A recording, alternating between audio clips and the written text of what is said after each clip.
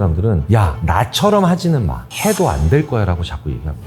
절대 나에 대한 걱정이 아니죠. 심지어는 사람을 무기력하게 만들기 위해서 쓸데없는 짓을 의도적으로 시키기도 하죠. 정말 조심하셔야 됩니다. 나한테 나쁜 욕을 하는 것도 아니고 나한테 위해를 가하는 것도 아닌데 그 사람의 언어가 나의 무언가를 무의미하게 만들고 있다는 겁니다. 결국 두 가지밖에 없습니다. 그 사람과 나와의 거리를 심리적으로 둘 수 있는 방법은 첫째. 안녕하세요. 인지심리학자 김경일입니다. 우리 한국인들이 인간관계에 대한 가장 큰 착각은 저 사람도 내 생각과 같을 것이다. 사실 이건 한국 문화가 가지고 있는 굉장히 긍정적인 측면이기도 한데요. 우리라고 하잖아요. 우리라고 하니 같이 묶일 수 있다라고 하는, 같을 거라고 하는 그런 생각을 너무 자주 한다는 겁니다. 근데 그 사람은 나와 같은 생각이 아닐 가능성이 매우 높다는 겁니다. 우리가 저 사람도 나와 같은 생각이다. 결국 우리는 같은 운명 공동체라는 걸 너무 강하게 하면 모든 것을 함께 할 수 있다라고 하는 비합리적 신념이 생겨요. 그런데 우리는 정말 자주 이런 얘기를 합니다. 어떻게 가족인데 이거 하나 못 맞춰? 어떻게 이렇게 가까운데 이런 것도 우리는 달라? 라고 얘기를 하죠. 근데 말씀드렸죠. 그러니까 인간이라고. 굉장히 중요한 인간에 대한 사실, 즉 호모사피엔스를 규정할 수 있는 정말 중요한 특징 중에 하나가 바로 개인차입니다. 그런데 우리 한국 문화는 우리나라, 우리 가족처럼 우리의 문화를 통해서 힘을 합쳐서 고난을 혹은 역경을 극복해온 굉장히 중요한 강점을 가지고 있지만 그 강점 뒤에 숨어 있는 게 우리는 하나다라고 하는 생각을 지나치게 같이 가지고 있어서 조금만 다른 모습을 보이면 불필요한 정도로 강한 원망이나 비난이나 아니면 관계가 잘못되고 있다라고 하는 착각을 하기가 쉽다는 거죠. 그래서 한국 사람들은 수십 년 지기 친구도 어느 순간 의절하거나 가까운 친구들과도 굉장히 안 좋게 헤어지는 경우가 바로 이런 원망과 비합리적 신념이 계속해서 쌓이고 유지되었기 때문인데요. 그러면 이 결과는 결국 노년에 무엇을 만들까요? 우리의 중년 이후에 가장 큰 불행의 시작인 외로움을 만들게 됩니다. 그게 바로 한국에서 이 좋은 장점을 살리지 못하고 한국 문화의 단점과 안 좋은 측면으로만 계속해서 벌어지는 악순환이 궁극적으로 도달하게 되는 종착역이 되겠죠. 저는 이런 분들을 사회나 조직에서 좋은 형님의 이미지 혹은 따뜻한 언니의 이미지로 의외로 많이 만납니다.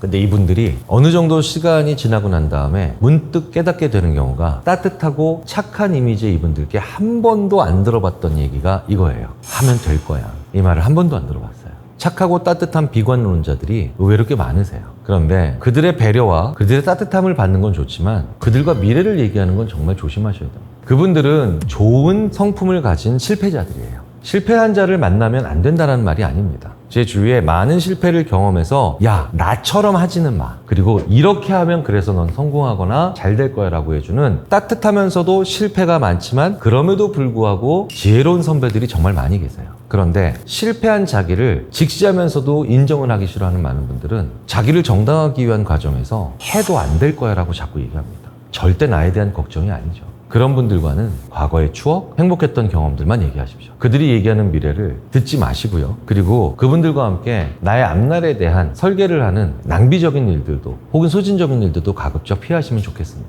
그 사람과 나와의 거리를 물리적으로 가까운데 심리적으로 둘 수 있는 방법은 결국 두 가지밖에 없습니다. 첫째, 이 얘기만큼은 안 한다. 즉, 공유되지 않는 심리적 면적들을 늘려가는 거예요. 회사 일만큼은 얘기 안 한다. 가족 얘기만큼은 안 한다. 이거 하나를 내가 명심하면서 그 얘기를 내 스스로는 절대 꺼내지 않고 상대방이 얘기할 때는 의도적으로 계속해서 배제해주며 다른 얘기로 바꿔가는. 그런데 조금 더 거리두기가 필요하다고 하면 그 다음에 지인에 대한 얘기를 공유하지 않는다. 돈에 대한 이야기를 공유하지 않는다. 하나 더 선택하시면 되겠죠. 그게 거리두기의 정도인 겁니다. 두 번째로 해야 될 방법 중에 하나가 뭐냐? 이 거리는 물리적으로 가깝지만 심리적으로는 거리두기를 할 수 있는 건 바로 뭐냐? 그 조직 내에 다른 좋은 사람들과 더 가까워지는 거예요. 그러면 나는 쉽게 그분의 가까운 물리적 거리를 탈출할 수 있게 되죠. 그래서 나는 이 사무실에서 이분 때문에 좀 많이 힘든데 옆 사무실, 조금 더 거리가 있는 다른 층에 있는 사무실에 좋은 선배 그리고 나한테 정말 많이 힘이 되는 그런 동료들이 있다. 이 사람과 거리가 가까워도 나는 얼마든지 탈출구가 있고 도망갈 퇴로가 있으니 든든하겠죠. 이 두 가지 방법을 적절하게 배분하시는 것이 좋을 것 같습니다. 사람을 무기력하게 만드는 방법 중에 최고봉은 그 사람이 했던 일을 무의미하게 만들면 됩니다. 그러니까 일상생활에서는 아주 사소한 언어에도 우리는 무기력해질 수 있죠. 내가 긴 시간 투자해서 한 일, 오랫동안 한 일, 땀 흘려 한 일, 이런 일들에 대해서 그건 틀렸어, 잘못된 거야 보다 훨씬 우리를 무기력하게 만드는 건 쓸데없이 그걸 뭐하러 했냐.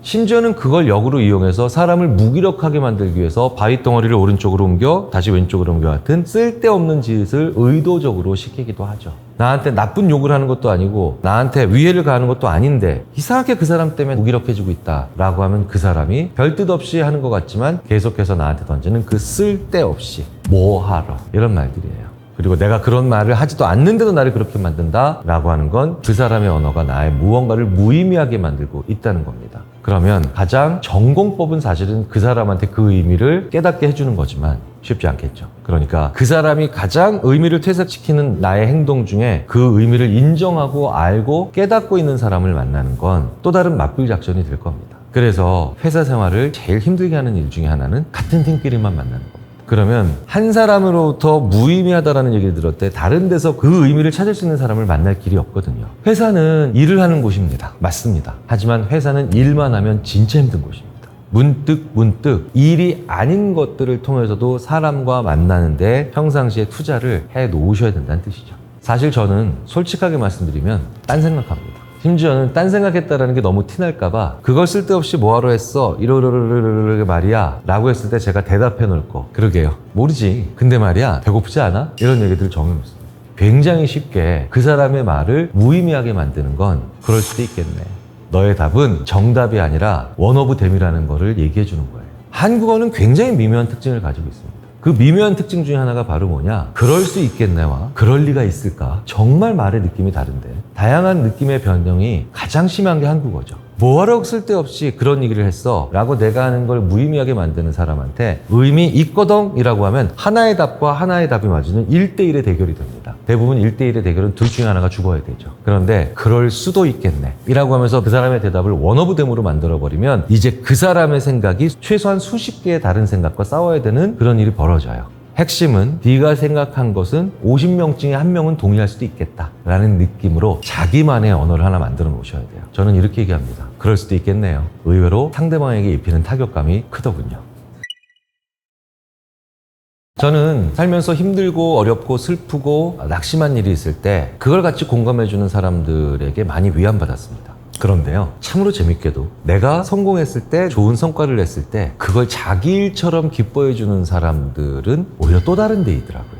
힘든 일이 있을 때 같이 아파해주는 사람, 즐거운 일이 있을 때 자기 일처럼 기뻐해주는 사람이 의외로 각각의 전공 분야가 다르다는 거예요.